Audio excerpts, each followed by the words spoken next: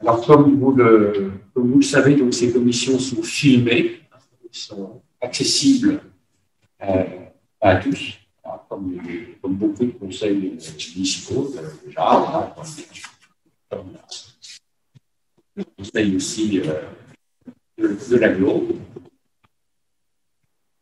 Tout ça pour faciliter la participation des habitants, pour suivre, et c'est une commission qui va être interactive, sur laquelle il va rentrer des questions et sortir des réponses. Alors là, on est un peu, on est vraiment en démarrage aujourd'hui, évidemment, donc c'est un petit peu, ce sera moins opérationnel que d'habitude. On va fixer simplement les grandes lignes, le cadre, comment on fonctionne, pourquoi, etc. Et puis ça va s'accélérer au fil du temps. On peut peut-être projeter l'ordre du jour, Jacqueline? Oui.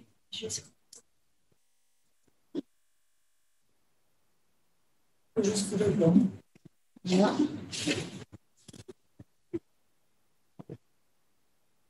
Alors, juste avant, un mot sur le contenu. Donc, c'est la première partie de l'ordre du jour. Nous sommes là pourquoi? Alors, la commission a changé de nom. Elle s'appelle Smart Aglo Nouvelle Économie.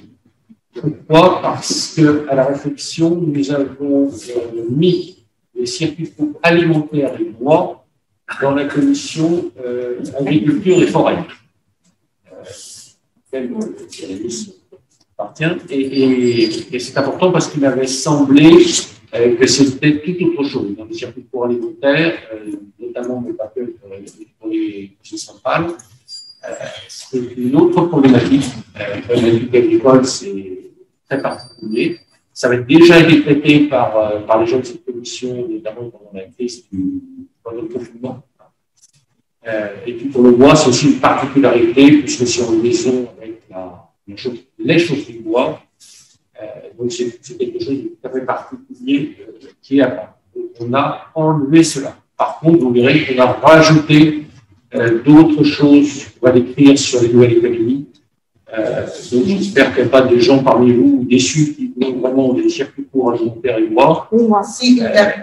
Voilà, alors vous êtes le bienvenu ici. On va faire des circuits courts, mais pas alimentaires et bois.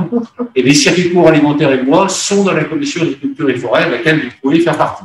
Voilà. S'il reste de la place. Celui en face. Voilà. D'accord. Il n'y a pas de sujet. Tous ceux qui voulaient des circuits courts alimentaires et bois sont les bienvenus, place ou pas, à la commission concernée. Mais vous êtes la bienvenue ici. Alors, on fera quand même des circuits courts. Notre élément, quand même, pour régulariser la composition de la commission agriculture et forêt. Oui.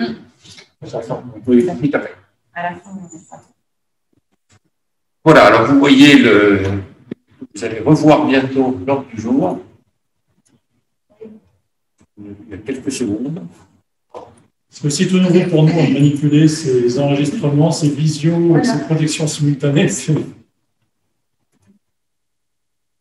Voilà, donc on va se présenter, on va détailler un petit peu, on va faire le point sur ce qui existe dans la Smart Aglo déjà actuellement. On va rappeler notre raison d'être, on va définir notre fonctionnement et on va conclure pour la suite. Voilà, bah, Stéphane, je vous laisse organiser le. Vas-y. Stéphane va nous dire un petit mot sur l'organisation pratique, et puis après, on va organiser le tour de table interactif sur lequel on va vous demander votre avis. Un point pratico-pratique avant de démarrer. Et il serait bien de se dire quand est-ce qu'il serait le plus important de réunir cette commission, à peu près à quelle heure et à peu près à quel jour. Parce qu'effectivement, entre les incompatibilités professionnelles, familiales, d'activités avec des uns des autres, des fois, il est dur de trouver une date pour à tous. Alors, si tout de suite aujourd'hui, on arrive à se dire, essayer de dessiner un horaire et un jour un peu plus favorable dans la semaine, je crois que ce serait peut-être pas mal. On va le faire un peu comme ça, si vous voulez bien. Qui est-ce que ça arrangerait plutôt? Alors, on va dire début d'après-midi ou matin, même, on peut faire matin, après-midi, ou début de soirée. Alors, est-ce qu'il y a des...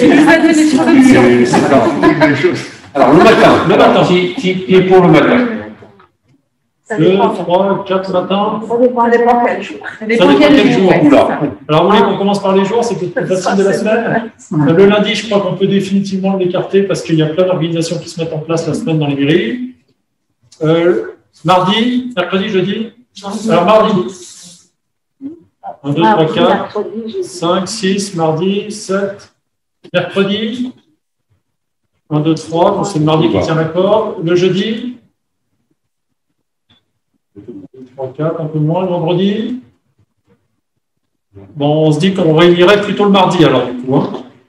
Alors, maintenant, l'horaire, plutôt le matin, plutôt l'après-midi. Alors, matin. 1, 2, 3, 4, 5, éventuellement, après-midi. 1, 2, 3, 4, 5, 6, 7, 8. Il y en a un peu plus l'après-midi. Alors, mardi après-midi. Alors, 14h, 16h, 18h. Vous pouvez essayer de faire ça? 14h plutôt? 1, 2, 3, 4. 16h, milieu d'après-midi. 1, 2, 3, 4, 5, 6. Et plutôt 18h du coup. 1, 2. Alors, c'est plutôt le mardi 16h qui tient la corde. Alors. On peut essayer de... Alors, rien n'est figé dans le marbre, on est d'accord. On peut peut-être essayer de commencer comme ça. Si à l'usage, on voit qu'il y a des difficultés, etc., on se reposera la même question à un moment donné.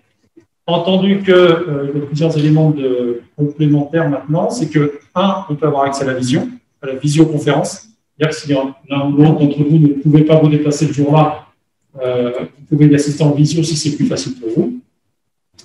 La deuxième chose, c'est que vous pouvez également vous faire représenter par un de vos conseillers, enfin un conseiller municipal de votre mairie d'origine, également sur cette commission, sans qu'il soit nécessairement nommé. C'est-à-dire qu'il intervient un peu sous votre, sous votre épaulage. Voilà, donc ça laisse quand même des issues alternatives. Pour avoir les codes d'accès, c'est en visioconférence, c'est envoyé en même temps que la convocation? Les codes d'accès visio, oui. On verra comment on fait, mais oui, on se débrouille pour les envoyer. C'est bien Zoom. En fait, ça serait pas mal qu'il faut automatique. Parce que si on est sous grève, on est bloqué en dernière minute, on a les accès. Ce serait bien de le faire automatiquement. Ouais. On ne fait bien Zoom. Je pense. C'est bien Zoom à chaque fois. C'est Zoom, oui, il n'y a pas besoin d'avoir. Pour participer, c'est vous qui avez besoin d'avoir un code, je crois. Voilà, si vous me dites, je ne peux pas venir, je vais venir en vision, à ce moment-là, c'est moi qui vous envoie les codes. D'accord. Mais c'est ce qu'on disait, c'est bloqué en dernière minute, c'est bien pour les équipes. Systématiquement, c'est bien. Parce que moi, c'est un lien. On envoie le lien. Je pense que c'est avec le lien et comme ça. Oui. C'est noté. Alors, il faut savoir que, je dis ça pour les nouveaux élus, il faut savoir que la commission est une existence en soi légale, elle est normée par la loi, comme les commissions dans les mairies. En général, c'est consensuel, mais il peut y avoir des votes, et la commission exprime un avis, il y a des comptes rendus, voilà, c'est une certaine valeur, contrairement à des groupes de travail qu'on peut faire ici ou là, plutôt que des groupes informels. Donc là, la commission a une existence légale. C'est pour ça que ne veut pas se faire représenter par n'importe quel outil, en particulier par les détails. Voilà. Donc, Stéphane, le tour de table. Voilà. Je te laisse organiser. Alors, on va. L'idée, cette première commission, c'est évidemment de commencer à travailler et se mettre dans le vif du sujet, mais c'est aussi prendre un petit moment pour se connaître, tout simplement, et s'échanger quelles pourraient être à la fois nos motivations et aussi, je vais perdre le fil, motivation et les attentes. Voilà. Donc, en gros, qu'est-ce qui vous a fait venir ici? Qu'est-ce qui vous intéresse particulièrement pour venir et participer à cette commission-là? Et quelles seraient vos attentes, vos projets, vos perspectives, vos idées que vous avez dans la tête, finalement? Peut-être argumenter au sein de cette commission de façon à fournir un peu les débats et les projets de la grille. Ça va? Alors, je vais distribuer un post-it de chaque couleur. Les jaunes, c'est les motivations. Alors, vous mettez en 2 mots, hein, 3 mots. Bonne motivation et orange des attentes.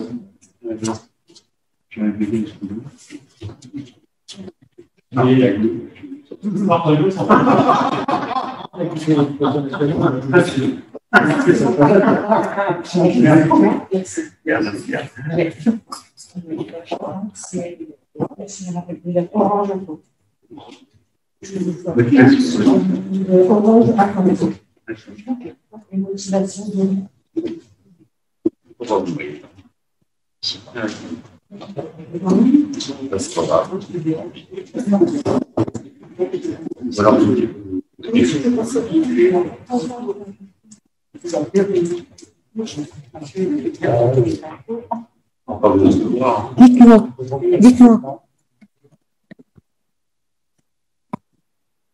Je pense qu'il faut.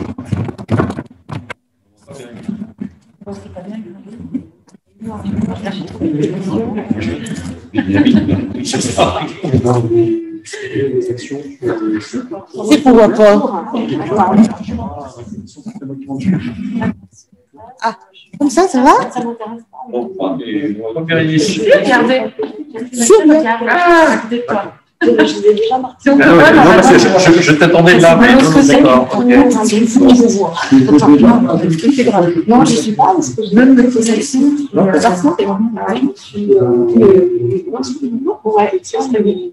déjà commencé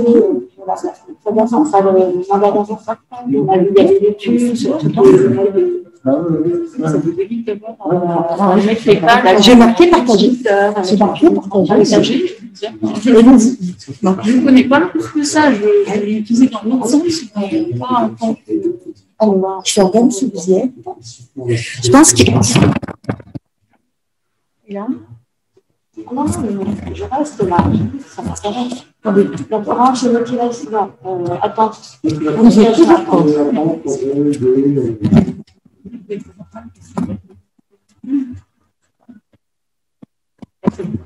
Là, j'en ai plus. Ensuite.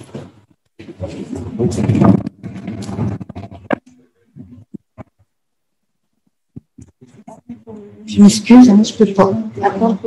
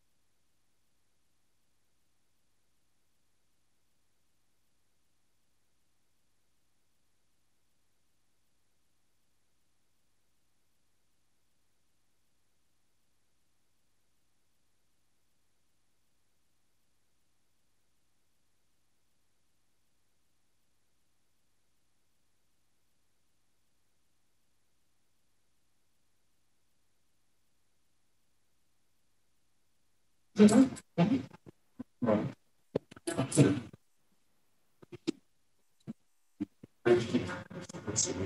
ça.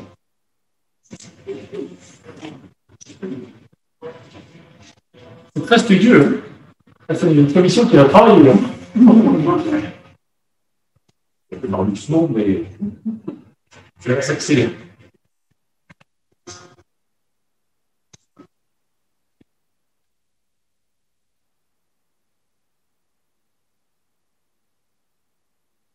Donc, on a mis des post-it, comme ça on ne peut pas faire des romans. On limite la place.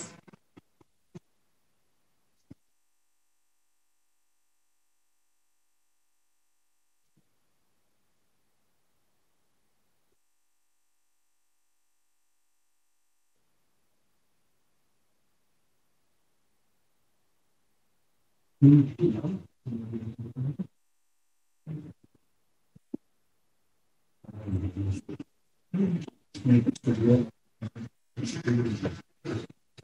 vous propose de démarrer tout doucement. Alors, soit on fait comme à l'école, on commence par un côté, puis on fait tout le tour, soit le fait qu'il veut. C'est une bonne solution aussi pour démarrer. Il y en a un qui jette dans la ragne, puis après les autres. Bon, je sens Eric avec les marques. Vous voulez qu'on commence par quoi? Les attentes ou les. Nom, prénom, commune d'origine, et puis après, pareil, c'est comme tu veux. Bien. Bonjour à tous et à toutes. Eric Rousseau, premier adjoint, Cléry, où c'est? En sud à l'hiver, le versant au soleil. Voilà. Pourquoi? Alors, bon, premier adjoint, moi j'occupe de choses très variées. Hein. On plante des panneaux de la circulation en ce moment, mais je m'intéresse tout particulièrement à la culture d'une part et aux technologies d'autre part, et ce pour exactement les mêmes raisons. Alors, les attentes. Alors, les attentes, ben, j'aimerais que dans cette commission, qui est un lieu de veille, c'est ce que j'espère, on puisse être confronté à ce qu'il y a de meilleur pour nos communes dans le domaine qui est le domaine des technologies de l'information et de la communication, et notamment dans leur dimension d'administration numérique. Et puis deux, ben que pourquoi pas la commune de Cléry, qui s'enorgueillit d'avoir une église du XIe siècle, puisse se faire le plaisir d'avoir une technologie du XXIe et permettre aux habitants justement de faire ce grand écart entre l'un et l'autre, qui n'est pas du tout contradictoire. Sur les... Alors, c'était quoi? Il y avait attente, il y avait quoi? Les motivations. On aurait dû commencer par les motivations. Voilà. Sur les motivations, éventuellement, ce que je peux proposer, c'est de partager un certain nombre d'expériences en la matière. J'ai eu le plaisir d'être dans les années 2000 dans la Silicon Valley et de rêver de ce que les technologies pouvaient être dans les années 20 ans après, et de voir que, d'une certaine façon, elles ont trahi leurs promesses dans un certain nombre de domaines et qu'elles ont tenu les autres dans d'autres domaines. Voilà. Et sur autre motivation, bah, c'est ce que je disais, c'était sur que la commune puisse en tirer quelque chose. Merci.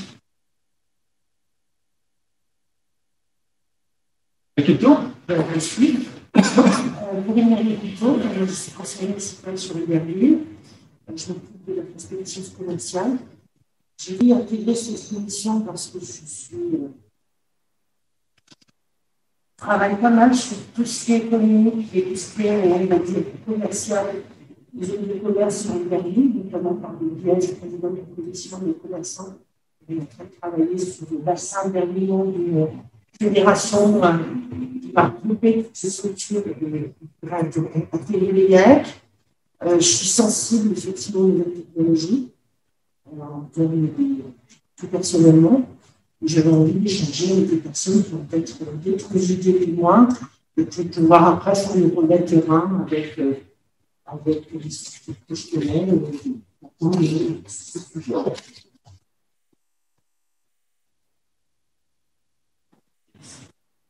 D'accord. On a fait le tour? Non. Oui, je vais tout le monde, mais je vais discuter. D'accord. À qui tour? Bien, pardon. Donc, moi, je suis Vincent Boisson, je suis conseiller délégué à la communication et aux nouvelles technologies sur la commune de Mercury. J'ai voulu intégrer cette commission parce que va poursuivre un peu le développement des nouvelles technologies sur notre territoire, territoire élargi, un réserve, donc peuvent passer par la mise en place des bandes d'infos qui avaient été évoquées précédemment, mais aussi par une application mobile qui regroupe peut-être tous les services du territoire.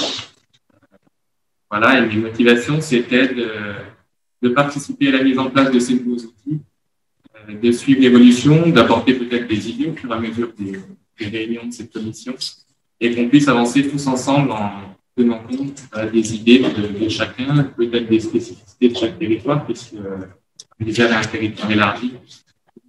Voilà, il y a peut-être des spécificités montagnes pour certaines communes, plaines, urbaines, agricoles. Voilà. Je suis Guy Ortelan, je suis conseiller municipal à la commune d'Arendal. J'étais un petit peu désigné cette commission parce que j'ai quelques connaissances en informatique. Donc les attentes, c'est surtout de quelle manière et comment vont se traduire ces nouvelles technologies auprès de personnes, je dirais, dans un milieu rural. Est-ce que ça peut apporter réellement, concrètement aux citoyens?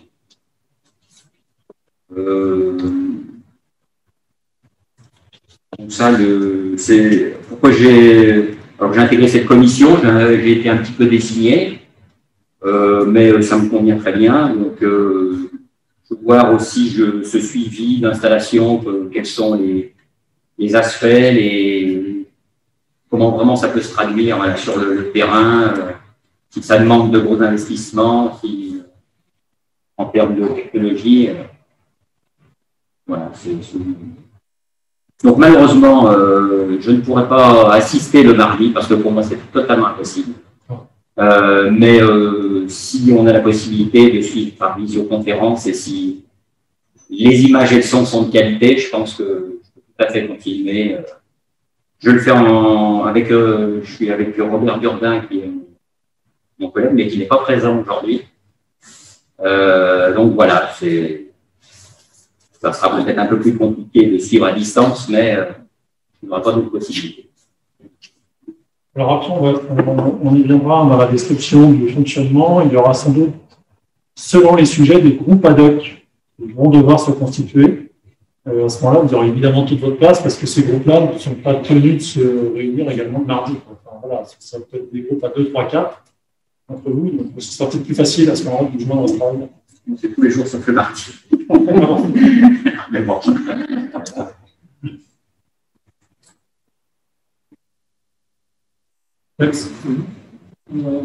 J'ai des éléments. Moi, je suis leader de la commune de Paris. En fait, j'ai déjà marqué des niveaux de réserve de commission opérationnelle de transition énergétique et agriculture forêt. Donc, je pensais que j'avais déjà sur l'ancien mandat travaillé sur les cycles et tout, et j'ai trouvé que voilà, ça s'imbriquait bien surtout avec l'agriculture forêt. Donc là, du coup, ça restait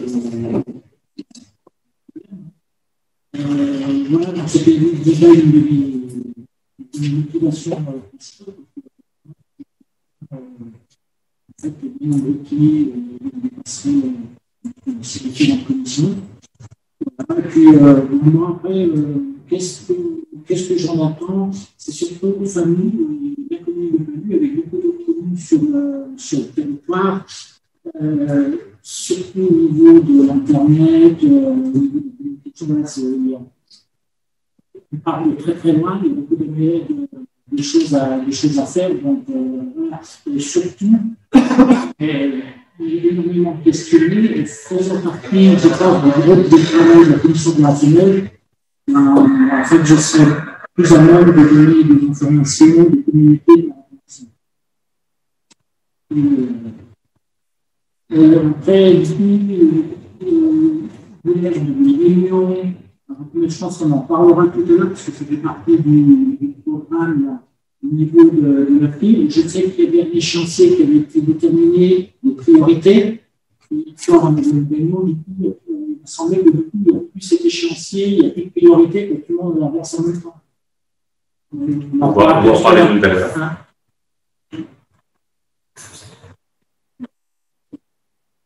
Joël Golas, donc conseiller à la commune de Plaine-Lumière. Dans les attentes de certitude par rapport à la consommation de la gamme locale, et la partie recyclage. Donc,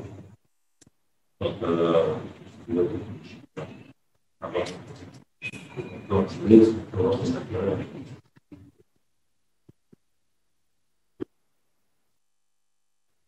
D'accord. Olivier Perrin, donc je suis adjointe au Gilles. Donc je ne suis pas connectée. Je ne suis pas connectée, donc je suis la collègue. Mais, un petit peu comme mon collègue, j'ai participé au circuit court dernier mandat. Il y a déjà des choses sur le pays. Donc, c'est intéressant et je suis là pour pouvoir évoluer et faire évoluer les choses d'une manière des échanges économiques locaux, agriculture, etc. Soit boostés via l'autre phase. On a intérêt quand même de partir. C'est aujourd'hui. Il faut y aller. C'est ça qu'on va pouvoir avancer.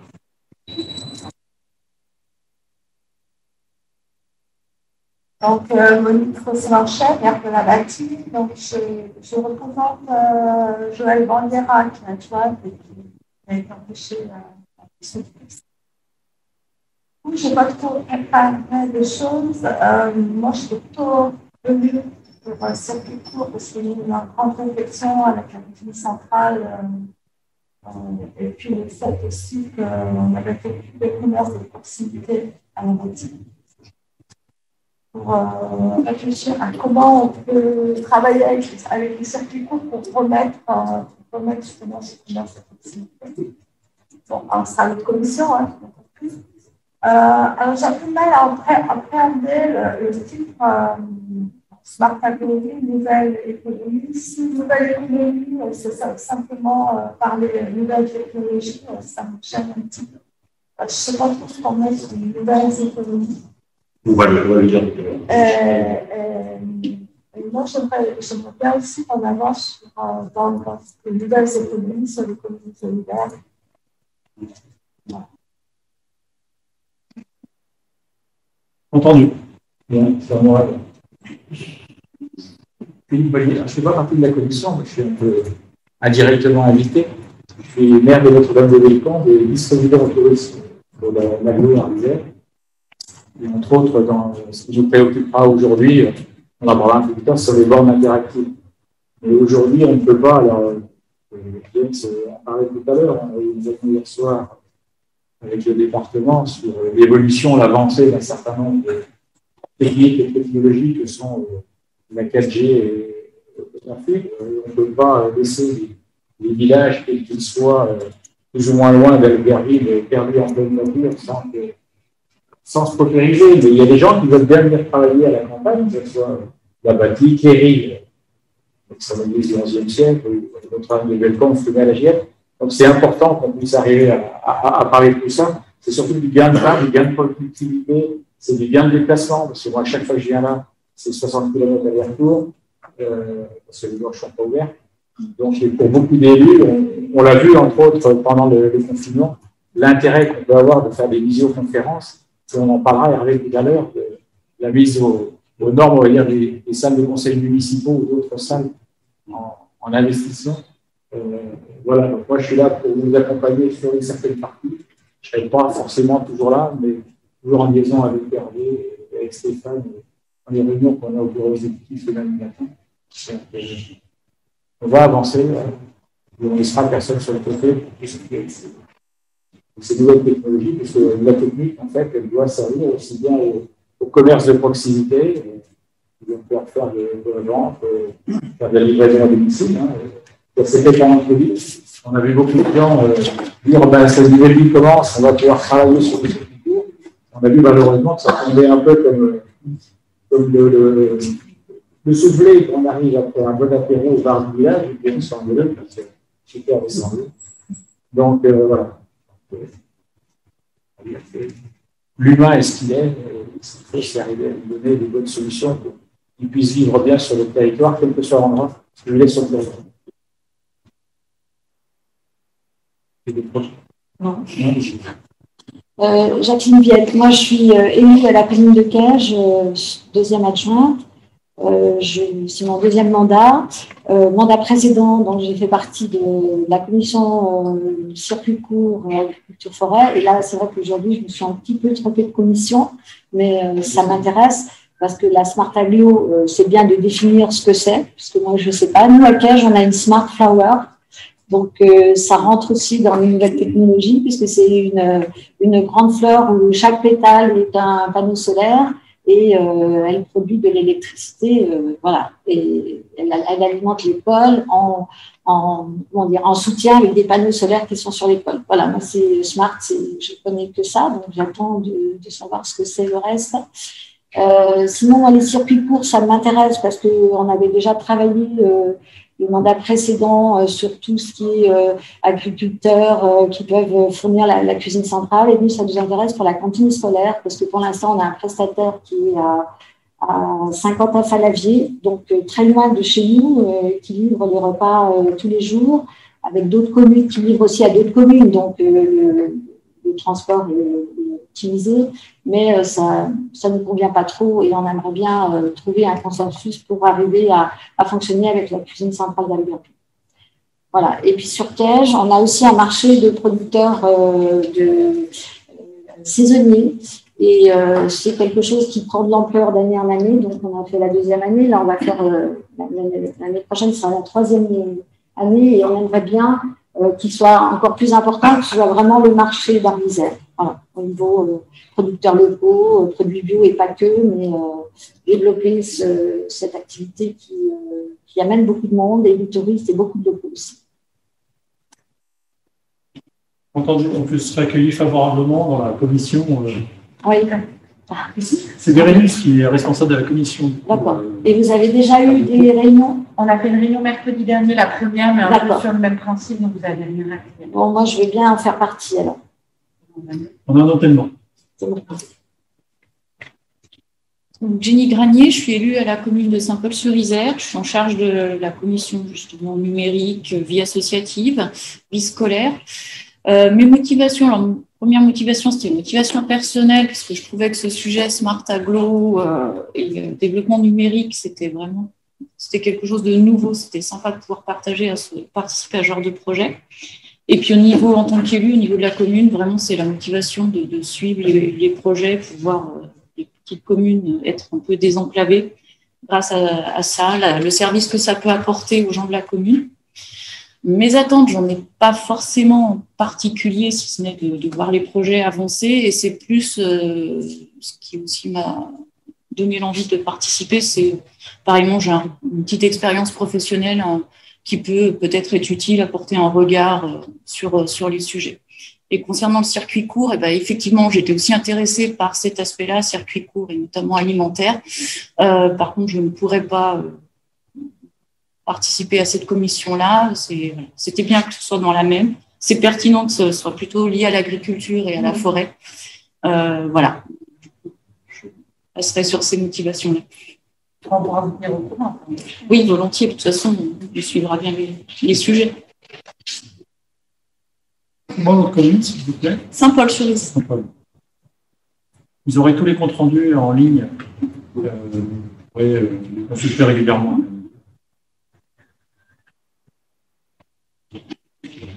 Rapidement, moi, vous l'avez écouté, c'est plutôt le circuit court. Non que les nouvelles technologies ne m'intéressent pas, bien au contraire, parce que je suis aussi adjointe à la communication à la ville d'Albertville, donc c'est très en lien et ça m'intéresse évidemment. Moi, je suis plutôt effectivement sur la thématique circuit court, donc circuit court hors alimentaire et forêt, sur cette position. Donc, pourquoi? Parce que justement, j'ai vraiment qu'on travaille sur les circuits courts dans leurs ensembles. Oui, il y a les producteurs, oui, il y a la filière, oui, il y a le bois, mais il y a plein d'autres thématiques. Et comme vous l'avez dit très justement, il y a le télétravail, où effectivement, peut-être qu'on peut éviter les trajets à Chambéry, à Grenoble, de certains de nos administrés. Donc, je crois que c'est vraiment important qu'on le développe. Voilà, donc vraiment pour faire évoluer les circuits courts dans tous les domaines, favoriser le local, aider aussi nos entreprises locales. C'est vrai que parfois, on va chercher très loin, on a un peu de chez soi. Et je pense que ça peut être une bonne thématique pour nous d'essayer d'accompagner nos entreprises locales et de travailler plus avec elles, de les favoriser, peut-être pas aller à Saint-Quentin-Falavier, par exemple. Voilà, donc réduire l'impact écologique de notre collectivité, qui est ma motivation principale, puisque je suis aussi agente de développement à la ville. Et voilà, donc je crois que j'ai à peu près tout dit, développer le numérique, moins de papier, travailler sur les déchets, pas du tout. Très bien. Alors, alors pour terminer, notre motivation, c'est de prendre dans Smart City, c'est apprendre et travailler en groupe parce que les initiatives, vous l'avez compris, elles viendront dans toutes les commissions, et particulièrement celle-ci, de la commission.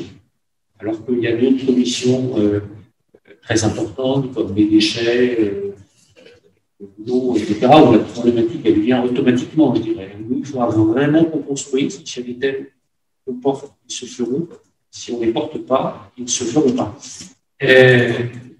Donc, moi, mes attentes, c'est apporter des projets concrets par l'Isère et apporter des actions pour les réaliser. J'ajoute, le mot a été utilisé tout à l'heure, ça, c'est un de nos points forts. Il n'y a pas besoin d'investissement considérable. Ce n'est pas très coûteux pour nous. Par contre, il y a beaucoup besoin de transversalité.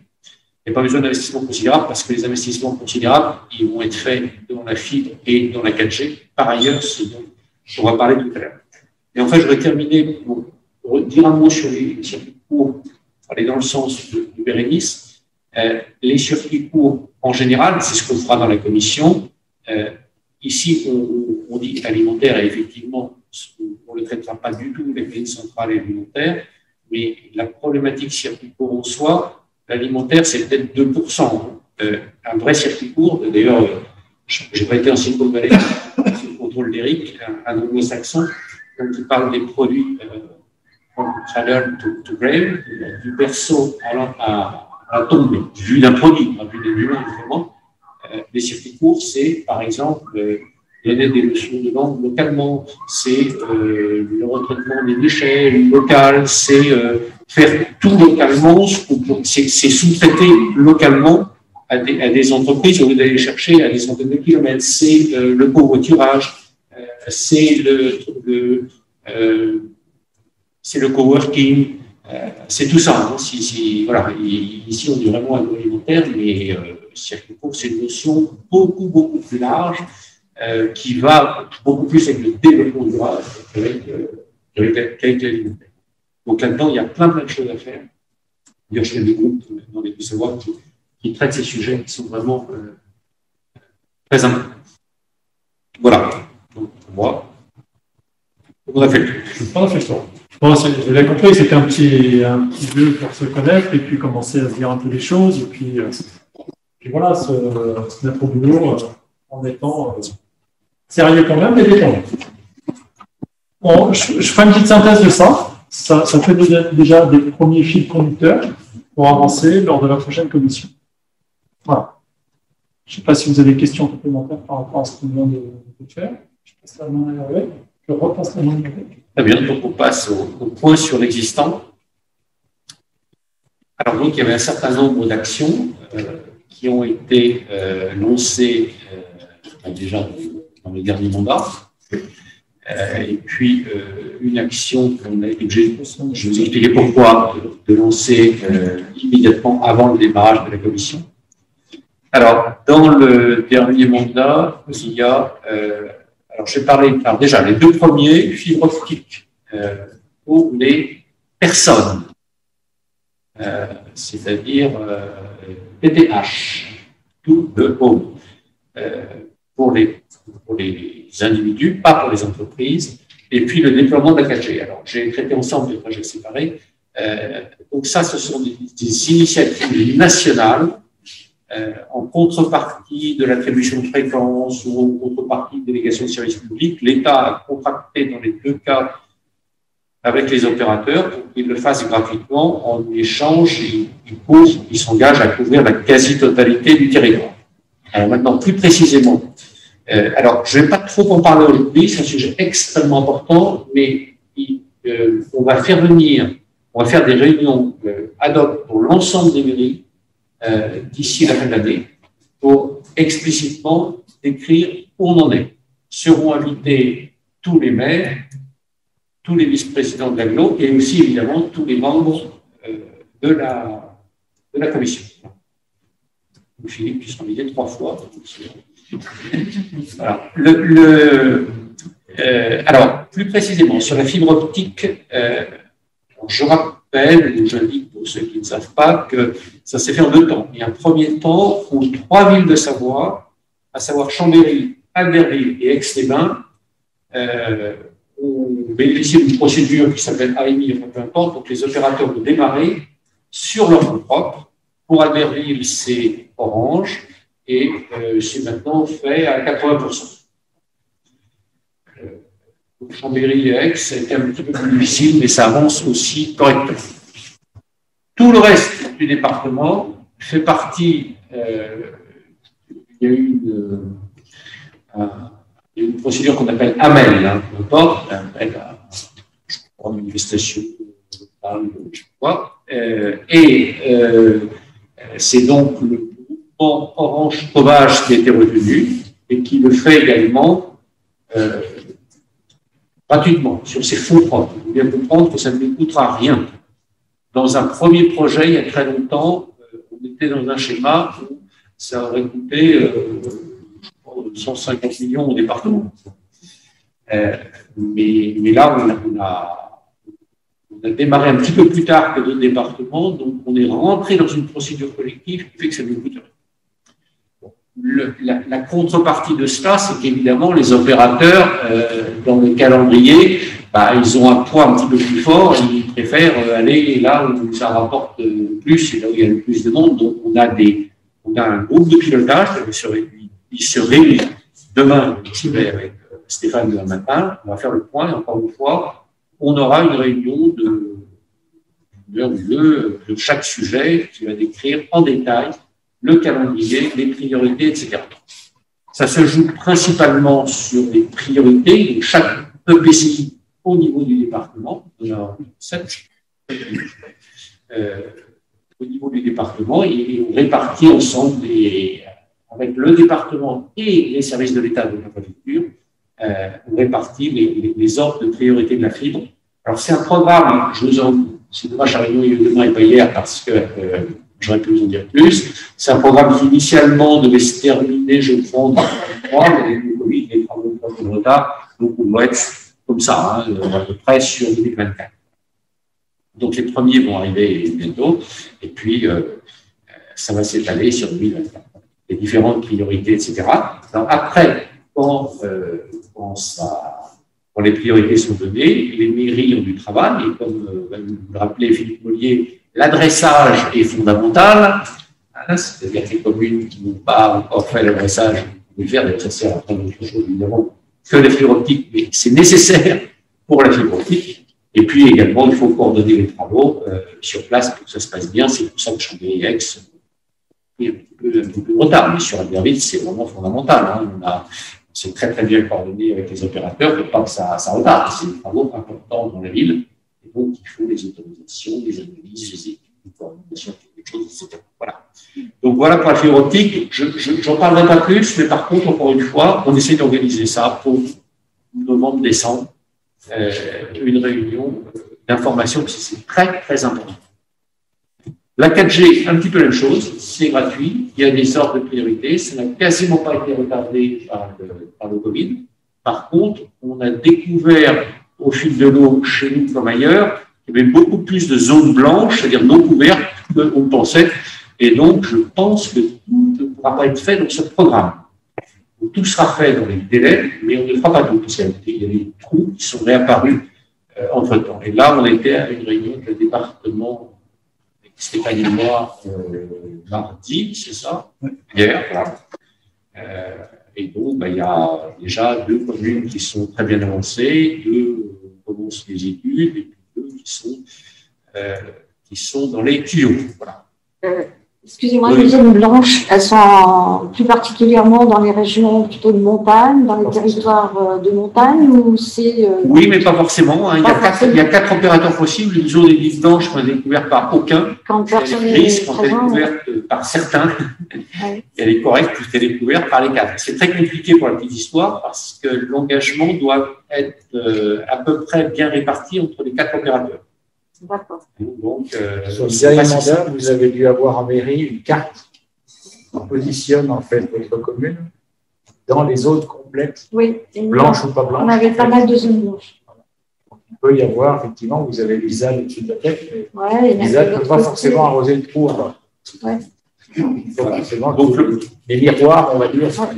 Donc le programme, le délai est un peu prématuré, perdu du temps, mais par contre, il va falloir arbitrer sur les quelques points qui ne pourront pas être traités. Et là aussi, vous aurez une réunion.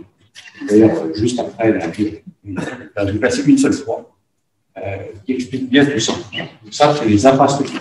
C'est très, très important. Hein, si on n'a pas ça. D'ailleurs, pendant le Covid, on a vu qu'on manquait de capacité de débit, etc. Hein. Un détournement de l'eau, à titre personnel, on l'a tous constaté. Voilà. Donc c'est très important, mais c'est en route, c'est au niveau national, il faut juste bien vérifier que ça se décline de haut en bas jusque dans l'Isère et dans les communes, et ça me donne beaucoup de temps pour les deux. Alors le troisième point est complètement différent, c'est ça qu'on a dû lancer avant la commission, quand on a travaillé dès le mois de juillet là-dessus. C'est comment équiper les mairies, d'une part en écran de visioconférence et d'autre part en borne interactive. Donc chaque mairie va être équipée de ces deux systèmes. Dans le contrat, c'est avant le 31 décembre.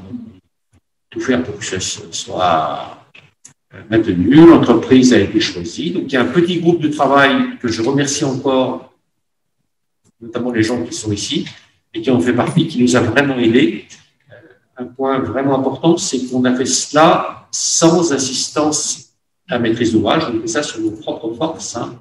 Donc, le groupe a été particulièrement important puisque on a utilisé évidemment les services informatiques, Stéphane Renaud a travaillé, la partie tourisme a beaucoup travaillé aussi. La partie passation de marché, qui était vraiment clé, a aussi beaucoup travaillé, mais on l'a fait sur nos forces internes et le marché est passé et la réunion de départ a lieu la semaine prochaine. Voilà.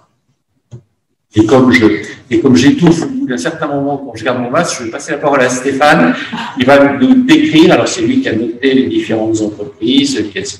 Il va rentrer un petit peu plus dans le détail, mais vous verrez que c'est quelque chose qui va se faire de manière très approfondie avec chaque commune. Chaque commune va être visitée et on a fait un appel d'offres très ouvert, avec beaucoup d'options, donc il y a des choix à faire.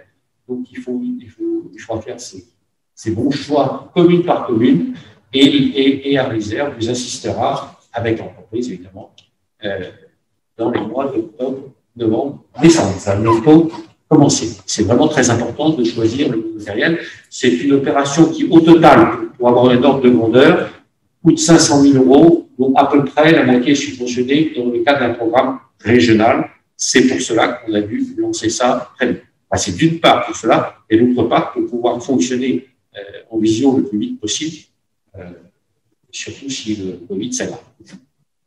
Stéphane, je te laisse décrire un petit peu tout ça, parce que tu connais par cœur, notamment les différentes options, les tailles d'écran, les fonctionnalités, etc. Je ne sais pas si je vais te laisser respirer beaucoup, parce que tu as fait déjà une bonne présentation. Écoute, sûrement des choses à dire. Pour l'essentiel, effectivement, Hervé l'a précisé, on a dû démarrer très vite avant l'installation de la commission, ce qui est évidemment dommageable dans le processus, parce que en toute logique, il aurait fallu d'abord qu'on travaille ensemble, qu'on engage les priorités et le projet, et à partir de là, qu'on a les moyens. Bon, l'histoire ne s'est pas écrite comme ça. Pour autant, on a ce petit groupe de travail, dont Philippe et Eric d'ailleurs, et d'autres, avaient participé, oui, Jenny aussi. L'idée vraiment essentielle, c'est d'avoir des outils qui, à terme, soient évolutifs. C'est-à-dire que, avant de réfléchir aux projets et aux applications qu'on peut mettre, l'idée, c'était d'avoir des outils qui peuvent supporter un certain nombre d'évolutions. C'est-à-dire que ces outils-là sont aujourd'hui sélectionnés, ont été sélectionnés sur cette base-là, en se disant pendant les 6 ans à venir, sur la durée de notre mandat, de votre mandat, pardon, de votre mandat, mais je suis là pour vous accompagner, donc j'en fais l'union avec vous, jusqu'au dévouement des fonctionnaires. Donc sur la durée du mandat, c'est de se dire comment ce matériel-là peut évoluer et comment on peut lui faire supporter tout ce que vous avez comme idée à intégrer à l'intérieur. Donc ça, c'est la première caractéristique forte à laquelle on s'est attaché. La deuxième caractéristique forte à laquelle on s'est attaché, c'est de faire en sorte que ce soit du matériel qui soit complètement adaptable et adapté aux besoins des communes. Parce qu'il y a 39 communes dans l'agglo. Voilà, il y a des petites communes, il y a des moyennes communes, il y a des plus importantes, il y en a qui ont des locaux, il y en a qui n'en ont pas, il y en a qui en ont moins, etc. Il y a des communes qui sont très avancées déjà sur les questions d'accès numérique, il y en a d'autres qui le sont moins, etc.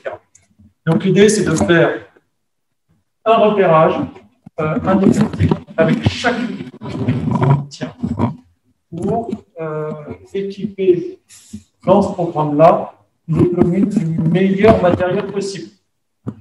Voilà. Ça veut dire qu'aujourd'hui, on a fait le choix d'avoir un marché à bon de commande. Sur ce marché, on a demandé les possibilités d'un certain nombre de matériel technique, notamment des tailles d'écran très variables, très variées, de façon à pouvoir vous proposer en quelque sorte une forme de catalogue. Ça veut dire que vous pourrez choisir le matériel adapté à vos besoins. Parce qu'il n'est pas question de remettre des écrans, des ordinateurs, des bandes, des machins, des trucs qui ne servent pas, qui ont une câble, ou dont on ne sait pas se servir, on ne sait pas comment l'idée, c'est vraiment que ce soit fonctionnel, serve, et que ce soit également polyvalent. Ça, c'est un contrat sur lequel on s'est attaché de manière forte. C'est la polyvalence du matériel. C'est-à-dire qu'aujourd'hui, on parle de bornes interactives. On va mettre idéalement dans le hall de la mairie. Maintenant, cette borne-là, si dans les petites mairies, on est ouvert que 2 matinées dans la semaine, on ne va pas laisser un écran bien équipé, avec un ordinateur bien équipé, à disposition d'un public 2 matinées par semaine. Le cas public, si ça se trouve, n'aura pas besoin de ces bornes-là 2 matinées par semaine. Donc, ce matériel-là doit être fonctionnel et polyvalent pour servir à autre chose aussi dans cette mairie-là, et notamment la visioconférence. Voilà à peu près. Donc, il y aura vraiment, j'insiste, un diagnostic sur place, donc avec les prestataires, avec les techniciens informatiques de l'agglo et probablement pour grande partie moi-même, et donc un correspondant ou des correspondants de la mairie, ce sera à vous de voir, hein, et lui, technicien, les deux. Voilà. L'ensemble du déploiement est à la charge de l'agglo, investissement et construction d'interface. Ce qui reste à charge des communes, c'est simplement, entre guillemets, l'assurance du matériel et la maintenance. Alors pourquoi la maintenance? Pourquoi on n'est pas allé jusqu'au bout dans la prestation? Tout simplement parce que dans les mairies, vous avez déjà tous, pratiquement tous, des moyens de maintenance de vos matériels existants numériques. Donc, soit vous sous-traitez avec une boîte annexe, soit vous avez un technicien interne, soit vous avez un bon élu qui sait bien bidouiller les ordi et qui intervient dans les petites mairies. Des fois, ça se passe aussi comme ça. Donc, voilà, ça fera un ordi de plus ou 2 ordis de plus, puisqu'il y en a 2 maximum par mois. Alors, surtout d'ailleurs que si on avait séparé la maintenance, comme il y a à la fois le matériel, la connexion et Internet, on n'aurait jamais su si c'était Internet qui n'allait pas ou le matériel ou entre les deux. Ou, voilà. Donc là, la maintenance ça ne fait pas les coups. On s'engage au travers de ce programme-là, c'est de vous livrer un matériel adapté, concerté avec vous, en service. C'est-à-dire que quand on s'en va le 31 décembre, le prestataire, voilà, vous savez l'allumer, vous savez démarrer, vous savez faire fonctionner, vous savez naviguer dessus, et vous connaissez les fonctionnalités du matériel qui vous est proposé. Ce matériel est également garanti 6 ans, pièces et manœuvres. En fait, sur l'aspect matériel, vous êtes tranquille aussi. On a fait une extension de garantie pour pas que vous soyez tombé. Est-ce que du point de vue calendrier, ça va correspondre à peu près au montage des commissions citoyennes, des ateliers citoyens? J'explique pourquoi. C'est parce que, en fait, ce type de matériel, s'il n'y a pas une occasion très claire de l'utiliser rapidement, il se pourrait bien, à un certain moment, qu'il puisse terminer dans les placards, dans le pire des cas.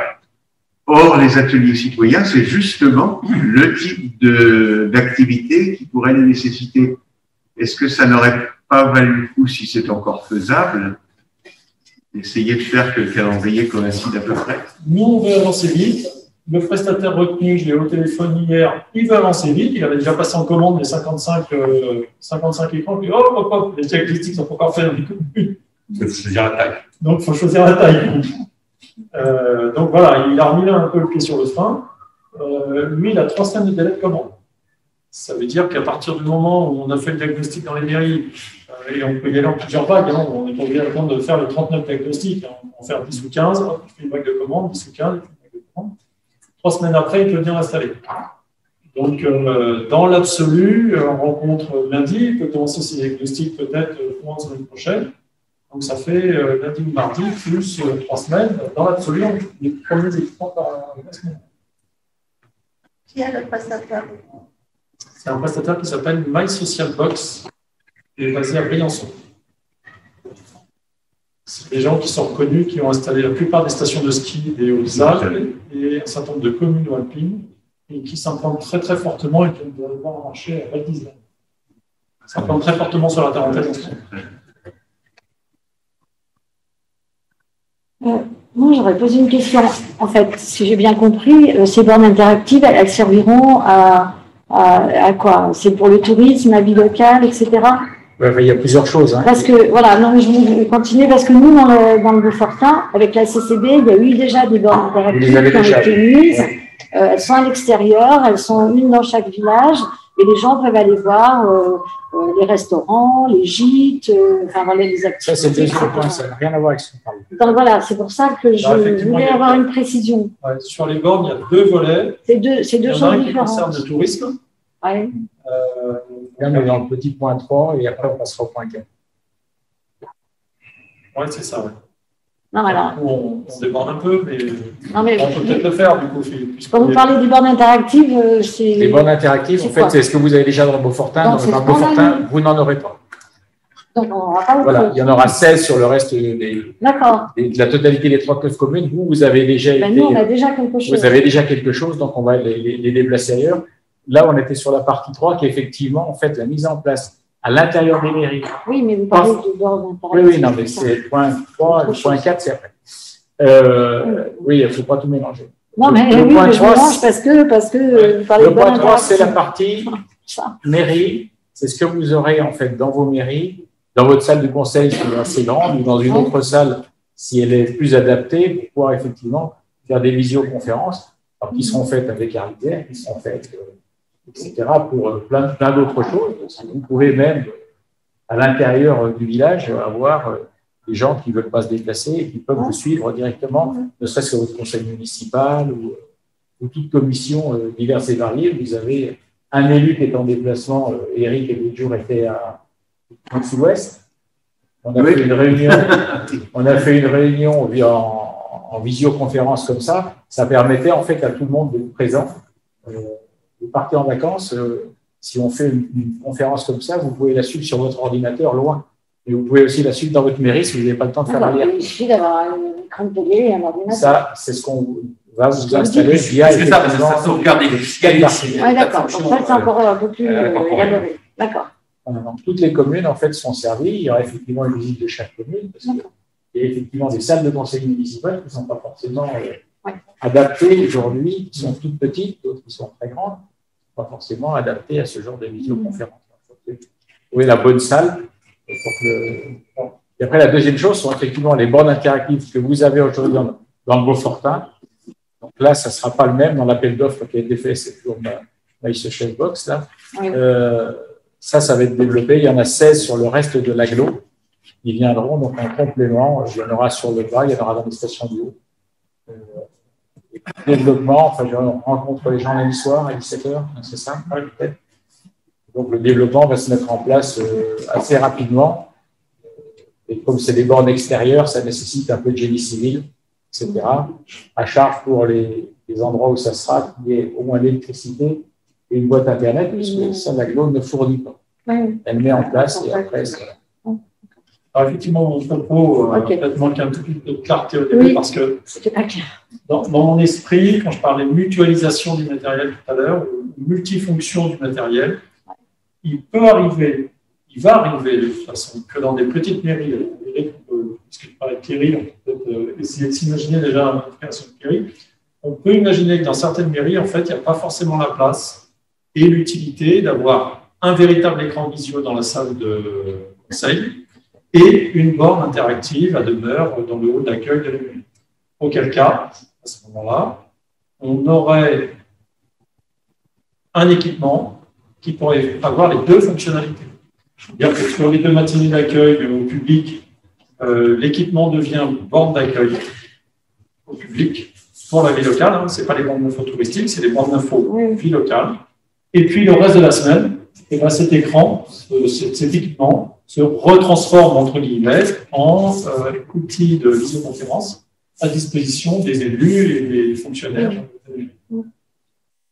Ce qui se fait dans beaucoup de petites communes aujourd'hui, où quand vous avez un ancien qui vient vous voir parce qu'il a des documents à faire transiter à la caisse d'assurance maladie, à la NSA, etc. Souvent, c'est le personnel de la commune qui fait. Il y aura toujours des assistances au personnel communal le temps de faire ce peu. Et c'est au moins pouvoir donner à ceux qui n'ont pas accès à un réseau correct, etc., de pouvoir avoir accès. L'enjeu important pour les bords, pardon. Je veux dire, accès droit au service, c'est ça, c'est l'aide en fait aux démarches numériques pour la population. Oui. Oui, alors, après, on vient d'installer, là, on va lancer le service Solvati. Avec un équipement complètement hors du réseau communal et qui est pourvu d'un logiciel qui scratch systématiquement toutes les données GPD. Oui. Alors ça, c'est un volet. Ça, c'est pas Alors, justement, c'est pour ça qu'on va faire le diagnostic commune par commune. Parce qu'il y a des communes, je crois qu'il y a Cage aussi qui est équipé d'un point relais poste, quelque chose comme ça. La Poste a mis ce genre de service, une tablette, et il y a une aide pour les démarches administratives, etc. Donc ça, c'est déjà en place. Ça, c'est les outils. Quand j'ai insisté tout à l'heure très fortement sur la notion d'évolutivité d'outils, c'est ça. C'est-à-dire qu'il ne faut pas que ça vienne en doublon s'il y a déjà des choses qui existent. Il ne faut pas que ça vienne en doublon.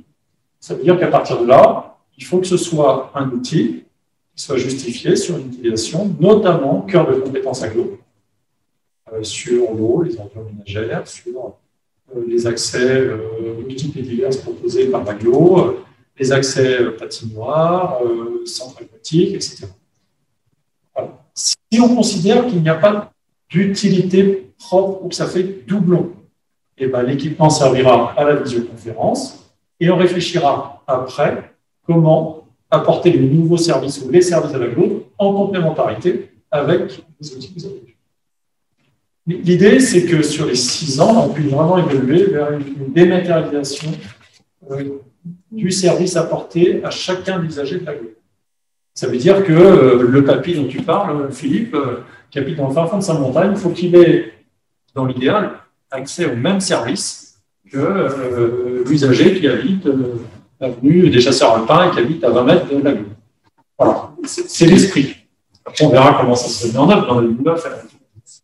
L'enjeu important, à mon sens, pour les bornes interactives, c'est véritablement le mot interactif. Et l'interactivité au niveau de la misère. Je vous donne un exemple qui est celui des réseaux sociaux qui fonctionnent à l'heure actuelle dans l'agglomération. On s'aperçoit que les réseaux sociaux d'Arlivert ont une vocation de diffusion de l'information. En revanche, il est très rare qu'ils reprennent les informations des différentes communes pour les véhiculer justement, ce qu'ils pourraient très bien faire. Oui, si les bornes interactives ne sont que des diffuseurs, elles ne rempliront pas leur fonction. Les bornes interactives de tourisme, en fait, elles ont pour information, sans ça, c'est de trouver du restaurant, des services, c'est de trouver, en fait, qu'est-ce qu'il y a à faire, il y a qui arrive en vacances, et qu'est-ce qu'il y a à faire. Mais il puisse être rempli au niveau central. C'est pas Eugile Actu, Albertville Actu, Cage Actu, Beaufort Actu. Non, mais ce que je veux dire, c'est que, et on avait insisté dessus lorsqu'on a reçu l'entreprise, les bornes interactives, techniquement, permettent un remplissage multiple, c'est-à-dire au niveau de l'agglomération, mais aussi au niveau d'autres, notamment des secrétaires de mairie. Aujourd'hui, le problème, c'est non, il y a des liaisons, enfin, on va en parler lundi soir parce qu'on ne les a pas encore reçues. Non, avec pour ce qui est des bornes interactives de tourisme, c'est auto-chargé par système API. Donc, C'est là-dedans, par exemple, que le Dauphiné libéré tape toutes les vous tapez que faire ce week-end en Savoie et vous avez toute la liste qui va défiler, quoi. Après, on peut, le but, c'est de savoir ce qui se passe, faites de la pomme à la Bâtie ou à Caige ou oui, c'est ça. Le Salon du Goût à Beaufort, etc. Ça sera à l'intérieur. Voilà, mais tu te souviens qu'on avait interrogé du repas des parents d'élèves, c'est pas dedans. Voilà, mais si on veut que ce soit ce niveau-là bien reçu par l'ensemble des populations des différentes communes, il faut qu'elles jouent pleinement leur rôle d'interactivité. Alors ça, c'est un deuxième volet qui avait été mis en place c'est parce que c'était dans le sud-ouest, ce système d'alerte qu'on peut avoir, d'information, chacun chargeant lui-même, en fait, allant mettre son mail effectivement dans une boîte, et il est informé que telle route à tel endroit, là en ce moment, hier soir, voilà, James, pour rentrer chez toi, il a fallu que tu passes par UJ. Et nous, on arrivait d'en haut, aux chances, en fait, on est sorti au bon endroit pour aller en réunion à César. Et comme ils sont en train de refaire du goudron à l'entrée, on ne savait pas. Donc, pour aller, en fait, de César-Chapalu avec la tyrolienne sur le 20 000 volts, ça ne posait pas de problème. Et pour remonter, il fallait retourner de l'autre côté. Donc, ça, c'était un deuxième volet dont on a parlé. C'est un système d'information, on va dire plutôt local, mais qui n'est pas encore là. Voilà, parce que deuxième volet ou troisième volet. Je veux vraiment préciser, parce que ça me paraît fondamental, que le jour du festival de bonhomme de neige de Notre-Dame de Bellecombe, que tout le monde connaît, on puisse justement, depuis Notre-Dame de Bellecombe, informer par ces bornes interactives également. C'est fait automatiquement, ça. C'est ça. Système API, c'est automatique. Voilà, c'est ça. On met des informations. Alors, information chargée par les offices du tourisme. Voilà. Je vous propose qu'on continue. Alors, cette information, il y aura beaucoup de volets. Cette discussion est vraiment au cœur du sujet. C'est vraiment important. Et bien, ça montre que notre commission, on va parler du matériel, de l'infrastructure, du fonctionnement d'Internet, puis à un moment, on va tomber dans les usages. Parce que aussi, dans le point 3, dans le point 4, je pourrais dire aussi que, et ça c'est le fondamental aussi, que quand on se connecte à l'ISER pour une information sur la facture d'eau, sur n'importe quoi, qui est au bout, comment ça se traite, etc. Ce qui fait que moi, je considère que l'installation du matériel, c'est une étape nécessaire. Il faut très bien la faire, c'est la base, et je n'ai qu'une toute petite partie. C'est nécessaire, mais bien comment notre sujet sont transversaux. Parce que vous installez des bornes partout, ça marche très très bien, mais il y a des gens, l'objectif, c'est l'interactivité dans les deux sens. C'est des questions de nature très concrète sur la facture d'eau, mais aussi sur des idées, sur l'engagement d'Arlisère, etc. Un peu de démocratie participative. Et tout ça derrière, c'est toute une organisation qui va très très loin et qui nécessite de connaître le fonctionnement des services. Donc c'est pour ça que là je propose qu'on s'arrête là dans ce débat. Jusqu'au mois de décembre, on va surtout se concentrer à mettre le matériel au bon endroit de manière assez basique. Mais on saura, et là je suis tout à fait d'accord avec Valentin, qu'il y a plein de choses et c'est très compliqué. Tous les jours, maintenant, on nous propose des applications par smartphone, par ceci, par cela. C'est compatible, ça n'est pas. On va dire, pour faire très très simple, que là, on aura même un réseau Internet avec des points d'accès Internet, parce que les bornes ou les écrans, c'est quoi, hein? C'est du matériel qui est connecté sur Internet. Hein? Ça marche par Internet. Quand on dit on met des moyens en place de visioconférence, c'est le même que quand on s'abonne à Zoom sur notre ordinateur personnel. C'est la même chose. Ce contenu, est-ce qu'on pourrait l'avoir aussi sur un smartphone? Ah ben oui, bien sûr, il y a des tas de choses, mais on en reparlera. Juste, après, je fais une remarque. Je trouve ça super, moi je suis passionnée de tout ça, je suis super équipée. Je fais quand même une remarque, c'est qu'il y a beaucoup de gens qui ne sont pas du tout équipés, qui seront probablement jamais équipés. Je vais vous donner une anecdote ce matin, en début d'après-midi.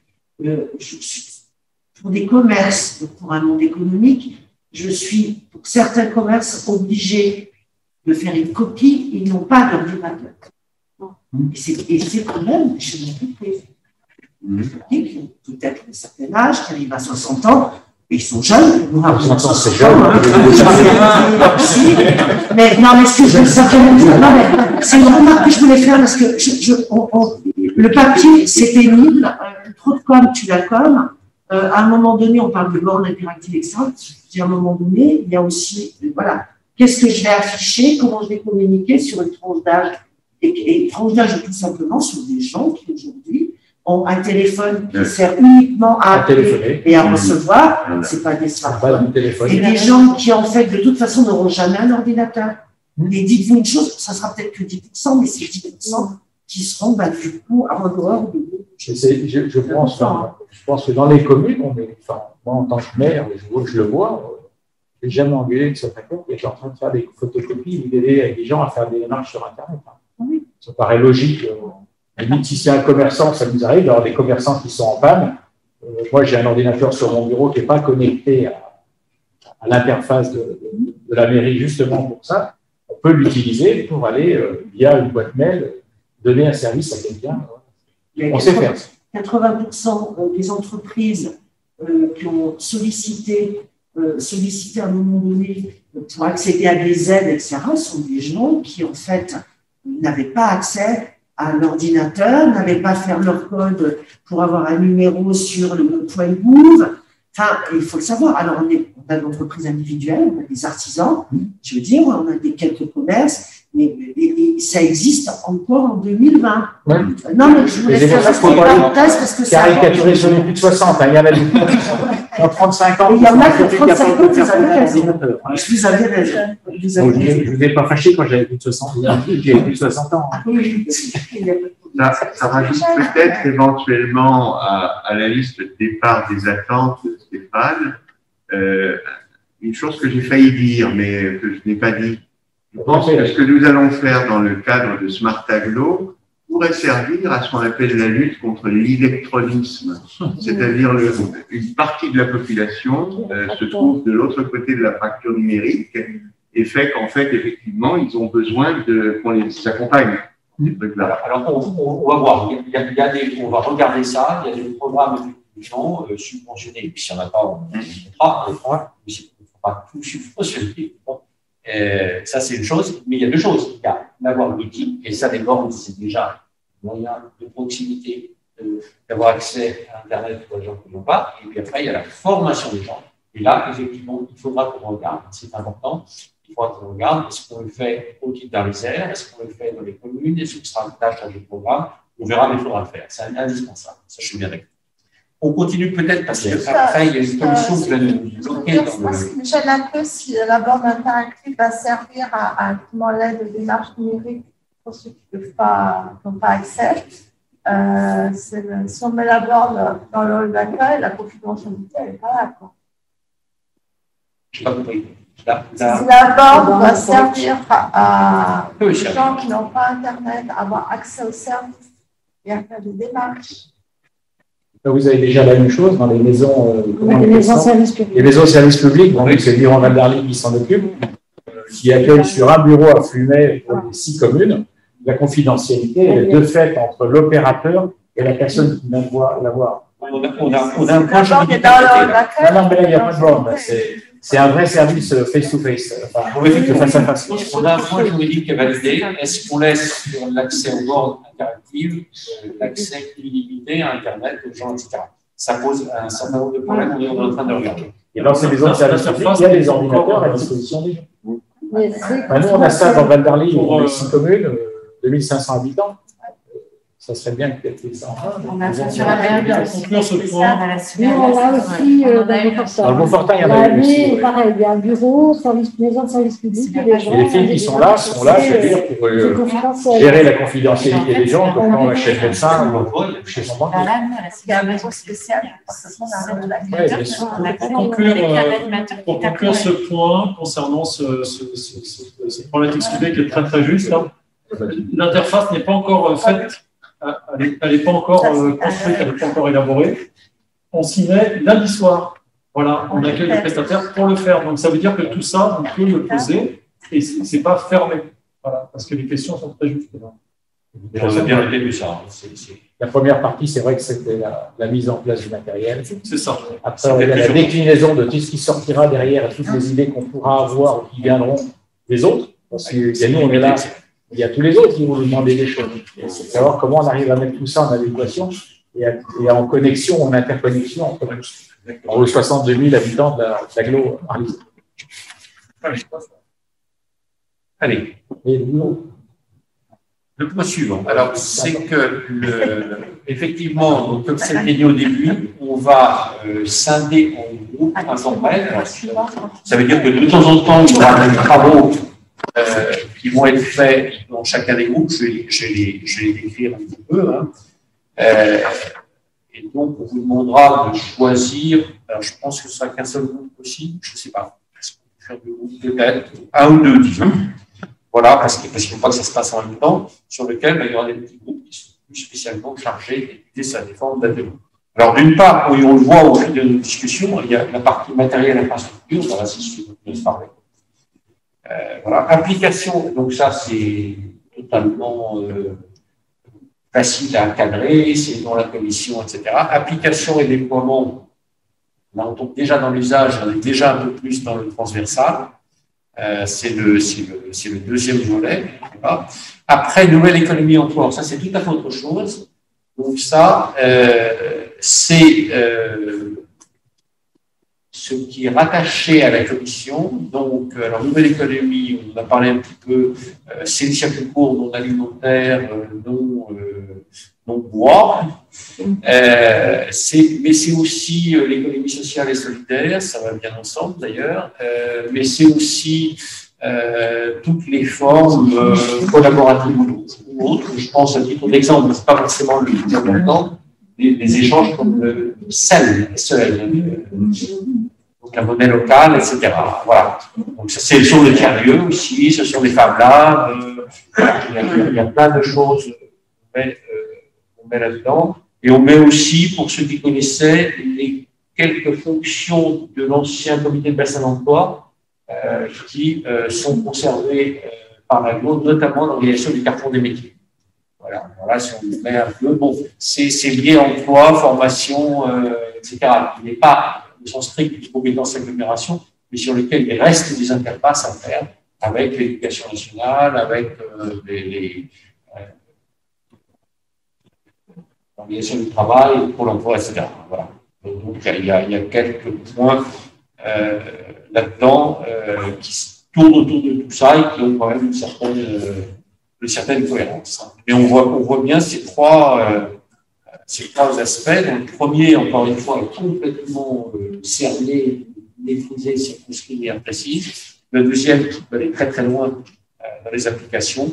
Et puis le troisième, est un petit peu en marge et à côté, sur lequel il faut avancer. Je vous rappelle, par exemple, on a un Fab Lab à Albertville, qui fonctionne ralenti, mais qui fonctionne. On a un tiers-lieu à Albertville. Et un tiers-lieu, ça peut faire des choses considérables. Alors après, il faut savoir où est-ce qu'on met notre énergie. Hein, parce que tout ça, ça ne prend pas beaucoup d'argent, contrairement à ce qu'on pense.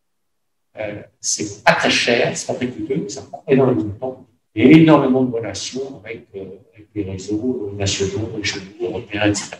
Vous pouvez expliquer le tiers-lieu? Oui. Alors, le tiers-lieu, c'est une notion aussi mouvante que Smart Aglo. C'est pas me dire. Alors, le tiers-lieu, c'est alors, déjà, c'est une notion nationale. On est référencé de tiers-lieu où on ne l'est pas.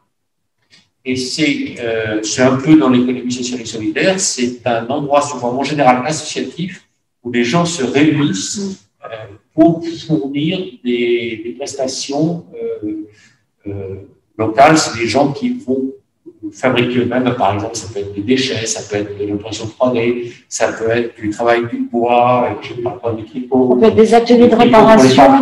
Pour les hommes. Et pour les hommes. Réparation de vélos, de matériel. Oui, voilà. Il y a du coworking beaucoup dans les tiers-lieux, il y a beaucoup de coworking, l'espace de bureau partagé. La définition n'est pas très simple, mais il y a une association des tiers-lieux, il y a des actions tiers-lieux, etc., etc. Et on peut mettre aussi des actions culturelles. Faberge, un très gros tiers-lieu, très axé culture. Ça peut être aussi des cafés associatifs, non? Aussi. Oui, voilà. Oui, non, là. On va en faire d'autres. Deux bars. On va parler du lard. Il y a la partie de la photo. On a peut-être une idée un jour. Oui, mais ils ne sont pas la réalisation. fonctionneuse. C'est ça, ils sont pas là. Et c'est dans beaucoup d'endroits. Mais faire fonctionner un tiers-lieu, il ne faut pas se leurrer. Hein. Alors, les gens du tiers-lieu travaillent beaucoup, mais il faut un très, très gros support des élus, des services, etc. Hein. Pas beaucoup d'argent, beaucoup de temps, beaucoup d'énergie, beaucoup de volonté.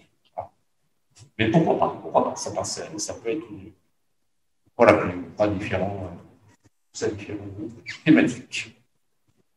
On accélère un tout petit peu parce qu'il faut qu'on libère la salle à 5h10, je crois. Périmètre du contrat de ville. Non, ça n'a rien à voir. Ça n'a rien à voir.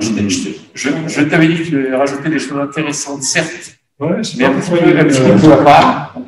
T'es tellement oublié précis de la vie que ça te. Alors, si, il y a qu'à aller. Pour sauver Stéphane, dans la politique de la ville, il y a aussi des actions qui peuvent avoir des liens interstitiels, par exemple, les couveuses entreprises pour financer les auto-entrepreneurs, les TPE qui veulent faire du numérique et en liaison avec l'emploi ou des retours à l'emploi, etc. Voilà. Merci René. C'est pour ça que tu les as mis ça. Non, en fait, c'est une erreur, c'est une attaché. Et il y a un challenge très dynamique qui est appuyé et accompagné par le contrat de ville, qui est celui de la Zorfa. C'est la Contamine, qui est à 300 mètres d'ici.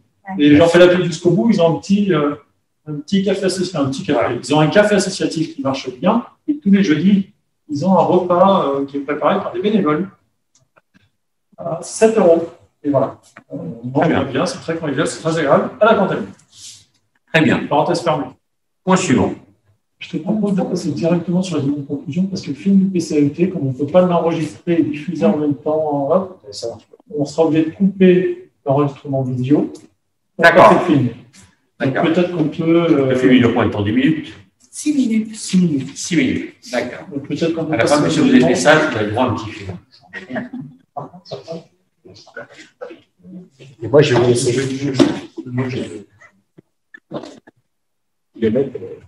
Bon, Philippe, merci. Merci beaucoup. Contribution, merci de ta contribution au. Oui, je serai là si vous avez depuis le temps de l'appel d'offres. Donc, on se voit la nuit. Merci à ça. Oui, on avait prévu quelque chose sur la raison d'être de la commission, mais on l'a fait. Donc, c'est une volonté. Alors, c'est une volonté politique claire et affichée d'instituer la transparence de ces actions, l'accès égal à tous aux services et d'organiser le dialogue dans les deux sens, information dans les airs vers les habitants, mais aussi le retour et le traitement du retour. Le retour il est de plusieurs types. D'une part, les commissions sont maintenant enregistrées. Ensuite, il va y avoir des ateliers participatifs et les gens peuvent poser des questions et on va avoir un circuit d'organisation des réponses. Donc, je crois que c'est sous 48 heures, il y a des gens qui peuvent poser des questions sur cette commission et il faudra qu'on s'organise pour leur répondre. Ça peut être des questions très générales. Je ne sais pas, pourquoi vous n'allez pas plus loin dans les tiers-lieux, par exemple, ou des questions très particulières.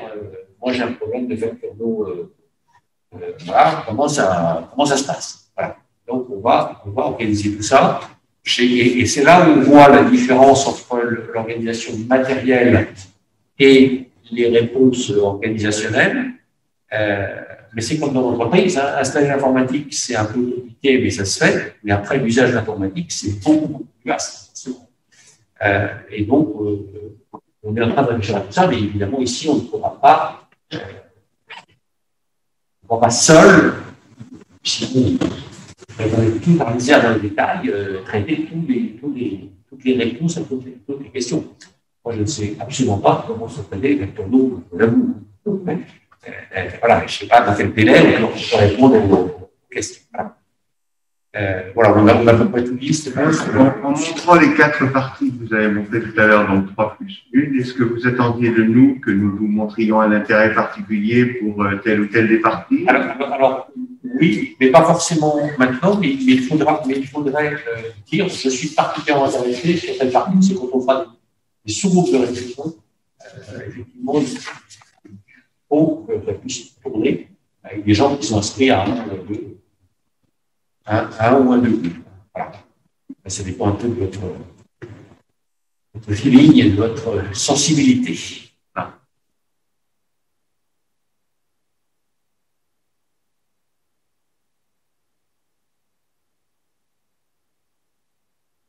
Oui, alors, il y a un point important qu'on n'a pas évoqué aussi, c'est que déjà, il se fait beaucoup de choses de manière dispersée sur le territoire, et c'est normal, hein. Par exemple, sur le pilotage des bâtiments pour un effet thermique, par exemple, sur des actions de communication locale, etc., par exemple, sur des cartes. Ça, c'est une idée qui peut être d'avoir des cartes de paiement pour les prestations d'Arlisère avec les prestations de cyclisme, etc. Bon, il y a déjà des choses qui se font.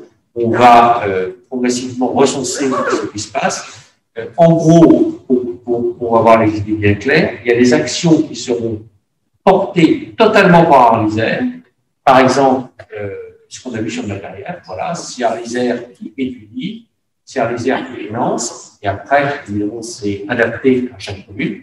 Il y aura aussi des actions qui seront préparées par Arlisère au niveau de la maîtrise d'ouvrage, en disant, voilà, nous avons telle possibilité que chaque mairie peut prendre ou pas, peut financer ou pas. On a des réflexions comme ça, notamment sur les bâtiments.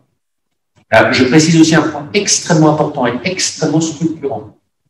Ceux qui sont nouveaux et qui ne connaissent pas encore très bien le statut du fonctionnement des collectivités locales, ne peut-être pas l'importance, mais c'est déterminant. Donc, c'est une décision qu'il a fallu prendre avant de parler à la commission, je crois qu'elle va vous convenir. C'est que nous avons décidé, contrairement à des très grandes villes, de ne pas prendre un maître d'œuvre général pour l'ensemble de nos actions. C'est-à-dire que dans des grandes villes, je pense, etc., je suis quasiment persuadé qu'ils ont choisi dès le départ en disant nous allons nous faire accompagner par un seul cabinet conseil pour toutes nos actions Smart City pendant 6 ans. Et qui vont tout nous décliner, ce qui a l'avantage effectivement de faire un seul appel d'offres pour le choisir, ce qui a l'avantage qu'ils sont au courant de tout, qu'ils nous connaissent, qu'ils fassent un état des lieux, etc.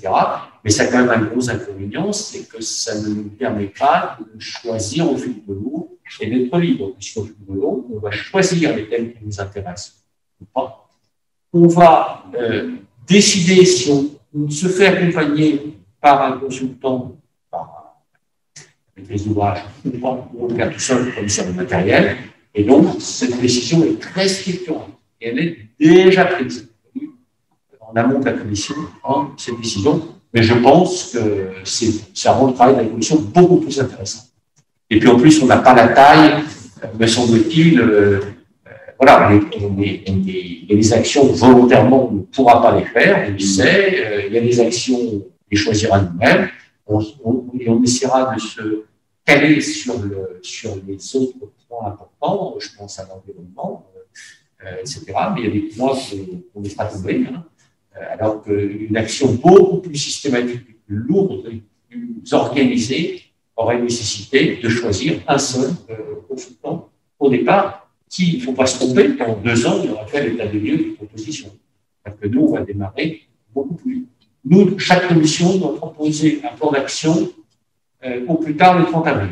Donc, l'essentiel du rôle de cette commission, pour le moment, à part suivre le dossier en cours et en mettre quelques-uns, c'est de définir tout ce qu'on va faire pour faire valider par Arlisère globalement sur des 6 ans. Donc, on a vraiment du travail dans les mois qui viennent. Un travail de réflexion. Voilà. Est-ce qu'il y a des questions sur ces points? Je passe un peu vite, c'est le plus important de tout d'ailleurs. Et je pense que bon, c'est un peu plus compliqué. Hein. Je veux dire, on aurait dit comme fonctionnaire numérique, ben voilà, je passe par Orange, par Bouygues Télécom, et je mets dans la Smart Tableau, on les aurait écoutés, ils nous auraient donné un catalogue fort bien fait d'ailleurs, de mesures, et on aurait avancé relativement facilement. Mais là, il faudra que. Alors, ça ne nous empêchera pas de travailler que sur tel ou tel point, hein, mais c'est nous qui choisissons à chaque fois. On choisit à chaque fois, est-ce qu'on se fait accompagner ou pas, et si oui, parti. Alors que si on l'a fait au départ, on était parti sur plusieurs années avec le maître. Au passage, on s'efforcera à chaque fois de faire venir quelqu'un d'extérieur, soit des services comme Bouygues, Orange, etc., qui nous expliqueront qu'est-ce qu'ils ont fait ailleurs, qu'est-ce qu'ils nous proposent, etc. On n'est pas du tout lié à on les prend ou pas. Voilà. Soit des entreprises, les startups ou les plus grosses sociétés qui nous diront ce qu'elles font, qui nous diront les services qu'elles proposent aux mairies ou aux agglos et qu'on prendra ou pas. L'un des buts de cette mission aussi, c'est que ce soit agréable pour nous, qu'on apprenne des choses et qu'on vienne et qu'on s'enrichisse. Dans les deux sens. Donner à l'hiver, j'ai fait aussi qu'on construise quelque chose qui soit quand même agréable à travailler. Et donc, on va rendre ça agréable, notamment, et utile, efficace, en faisant venir des intervenants extérieurs à chaque fois. Ils ont un temps limité, 3 quarts d'heure. Voilà. Orange, bien, ils nous présentent, voilà ce qu'on fait dans les numériques, voilà ce qu'on sait faire, voilà la réflexion. Après, on prend le coup, bien. De toute façon, on respecte évidemment, ça va être soit les procédures d'appel d'offres, vous pouvez appeler l'offre, la sur ma paille, la prestation ma paille, etc. Voilà.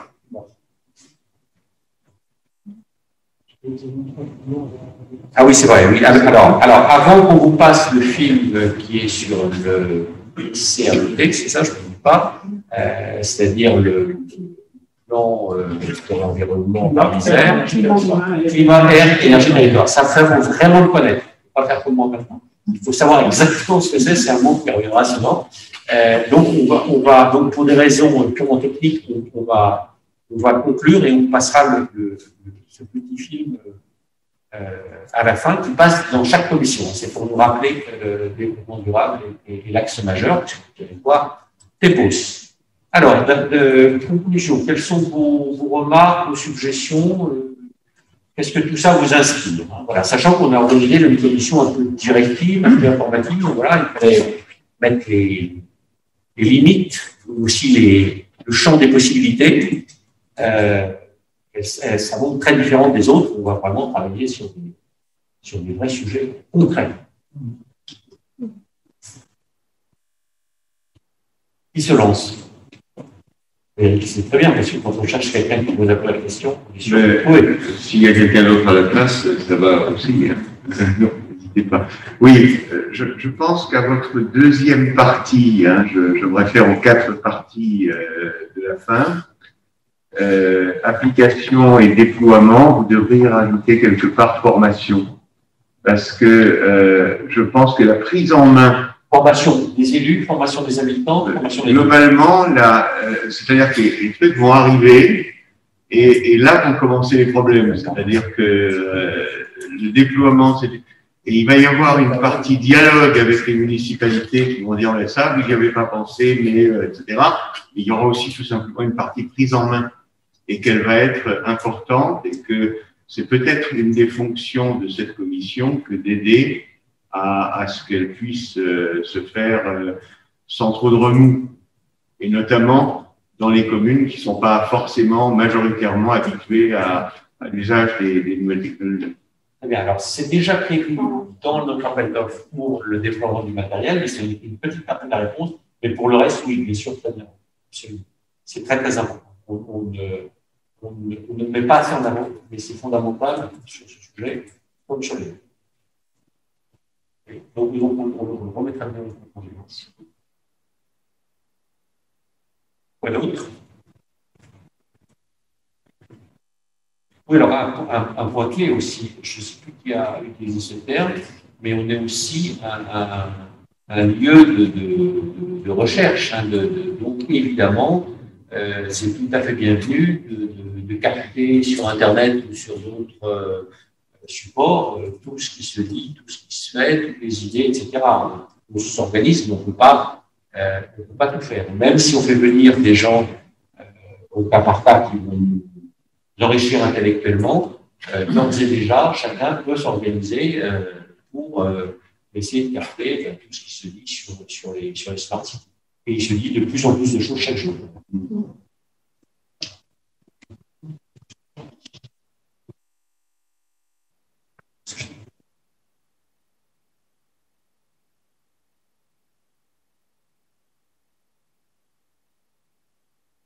Est-ce qu'on peut fixer la date de la prochaine réunion? C'est pas facile, mais ça va pas les salles, donc on peut essayer de prévoir une date quand même. Et puis je regardais qu'on a quand même 1, 2, 3, 4, 5, 6, 7 excusés et 1, 2, 3 absents. Et que tout à l'heure, on a peut-être, je fais mon autocritique, on a peut-être été un petit peu vite pour fixer le mardi à 16h. Pour l'instant, on peut laisser comme ça a été dit. Mais il y a quand même un certain nombre de personnes qui ne se sont pas prononcées dans le tour de table. Si elles ne sont pas là aujourd'hui, on a fait rendre l'après-midi, que ça ne les arrange pas. Peut-être qu'un petit doodle, la prochaine réunion. Pour la prochaine. Très bien. Et en fonction des salles, parce qu'encore une fois, on est contraint à la fois par le nombre de salles et par le dispositif de filmer les. On n'a pas toute l'attitude ni sur les horaires ni sur les salles.